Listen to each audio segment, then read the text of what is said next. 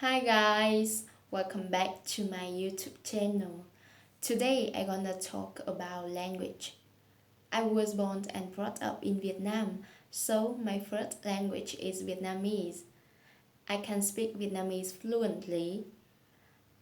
It's how I communicate with my family and I use it in everyday activities from like ordering food at restaurants or making small talks with my friends. English is my second language. I started learning English when I was 11 years old, and I also used to read a lot of online English magazines as well. Um, actually, it's either compulsory language subject in all Vietnam school, from primary schools and universities. I think it's very good to have foreign languages as compulsory subjects in school because this gives students an extra skill and ability. It gives students the upper hand, especially when they grow up and enter the job market. I think it would be greater if schools offered a variety of languages so for students to choose from, so in that way they would be able to learn language that interests them, whether it's for their future or their funds. And honestly speaking, uh, learning a new language isn't really a walk in the park. Picking up a new language fluently take a lot of effort. In order to be considered fluent, you would not only have to be proficient in speaking, but also in listening, reading, and writing in the target language. And there's more than that. There's still the local slang and the flow of the language. I think it's a lot easier to learn a language if you are physically there. In that way, you can pick up the local slang and practice speaking with the locals. And from my point of views, there are some differences between learning the first language and the second language.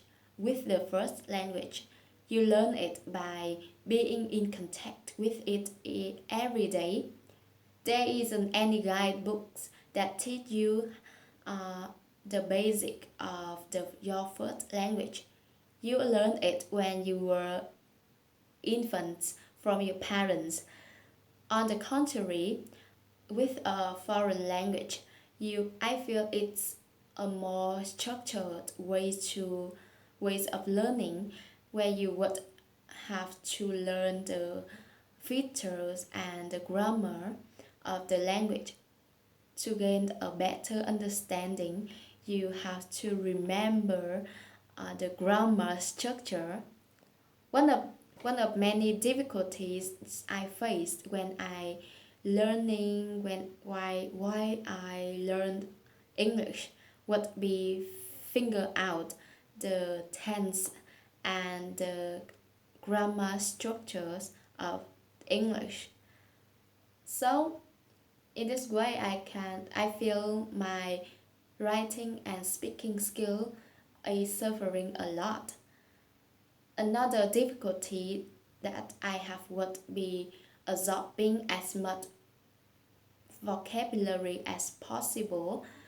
Sometimes when I'm speaking to someone in English for practicing purpose, I'll have trouble in finding the right words to say.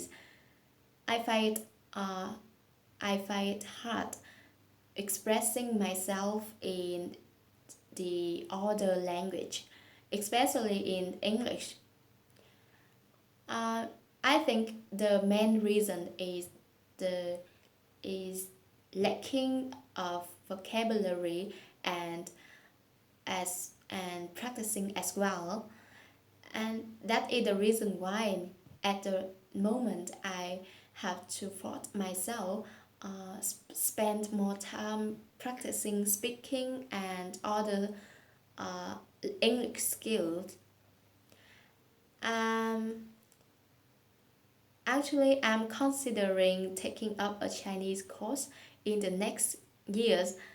I've always been fascinated with the Chinese culture as a kid, but I haven't had a time.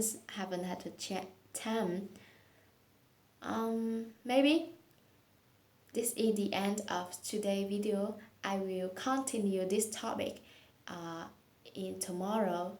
See you.